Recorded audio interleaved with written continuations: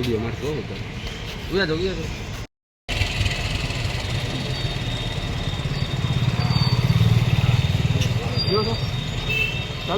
મારું નામ ભરતભાઈ ભગવાનભાઈ રાવળ.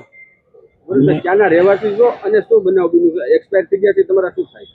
હું તો આતબ રહું છું અને એક્સપાયર થઈ જાય મારા કાકાનો છોકરો છે. હવે 17 તારીખે એને કંઈક રાતે 3 વાગે આમ ગભરામણ થવા માંડી હતી, એટલે સીધા અમે અહીંયા સોલ્ટીમાં લાવ્યા હતા. એટલે આગળની હું એમાં કંઈ થયું ખબર નથી, પણ અત્યારે એક્સપાયર થઈ ગયા છે. દારૂનું સેવન કર્યું હતું એવું કહે? હવે એવું તો અમને કોઈ અહીંયા આવ્યા પછી બધા રિપોર્ટ કર્યા પછી ખબર પડી. વ્યસન હતું એમને? ના, પહેલાં તો કોઈ દિવસ નહીં. અમારા પરિવારમાં દારૂની તો મનાઈ છે.